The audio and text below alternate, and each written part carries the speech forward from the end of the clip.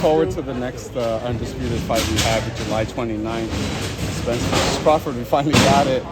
It's the best sporting event that can be made. How does Spence deal with Terence's switch hitting, and vice versa? How does Crawford deal with Spence's pressure and body? That's what they're there to find out. The tough thing for Crawford is that Spence has a very high work rate, and we've seen Spence win behind a jab and defense on a world-class level. He's also a real hard hitter, and he's twitchy, and he's very aggressive. So usually Crawford likes to study a guy for a couple rounds, and then he kind of, okay, now I got it, and then he does it. But against Spence, you might have to hurt him or knock him out, because by the you turn around, and if Crawford messes around, it can be down 4-1 after 5 rounds, and not against the guy who's looking to survive, against the guy who's looking to beat you up. On the other hand, Spence also has to worry about the fact that he's been through a lot in his life so far. And Crawford, although he also has been really about boxing for a lot of years now. Usually that guy will have the advantage in the moment of truth. And Crawford's always made adjustments. He's probably the best adjusting fighter in the sport. But to push back on that, Spence has been through a lot, but have you seen any deterioration in his game overall, or? Deterioration is hard to say.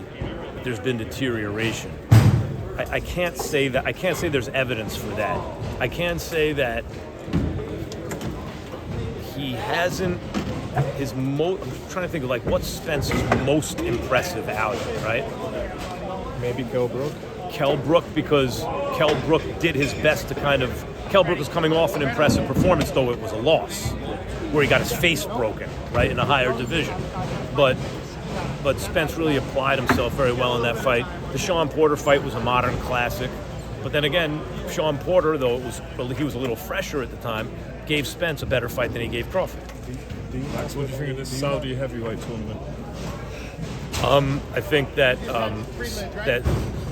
that the Saudi investment fund is sports washing their human rights record, and they've done it in golf and they've done it in boxing for a while now. Max, what do you think of?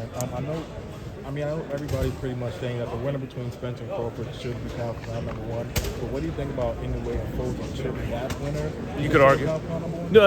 No. You could say that it depends. Let's see how everybody looks. But Spence and Crawford, whoever wins that fight, especially if it's a great fight, is clearly the best pound-for-pound fighter in the world. I like Stephen Fulton a lot. He has not proven yet what Spence and Crawford have proven. He just hasn't been around as long at that level. And he's I like Fulton a lot, very well-rounded fighter. I usually like the twitchier guy there, and that is Inoue. He is the kind of explosive athlete guy. But let's see, if Fulton wins, or even if he loses if he acquits himself well, maybe I'll feel differently. But right now, winner of Spence Crawford is. Max, what do you think of the performance of Gervonta Davis and Ryan Garcia, and the outcome of what happened overall? Gervonta Davis and Ryan Garcia. Let's leave the rehydration clause and all that stuff alone, because I admire what Ryan Garcia did. What he did was he made that fight. And in fact, I don't think it's a coincidence we see all these fights getting made in boxing now. Because what Garcia showed by example, because he could have milked his following, which is enormous, in easy money fights against guys he could beat forever if he really wanted to do it. It's not who he is. He wants to prove himself. So he made it happen. He gave up everything, not just because Tank is the bigger star, because that was actually debatable before the fight, but because that's what it took to make the fight happen. That said, it was clear in that fight that Tank is just a better fighter. Tank is an underrated, he's a little overrated by people who don't know boxing and underrated by people who do. Because he's a big star and he's a power puncher and all that, he's got a personality, but he's an excellent, very high IQ fighter. He sets traps, his feet are good, he has a bag, his toolbox is deep, and on top of that he can obviously punch.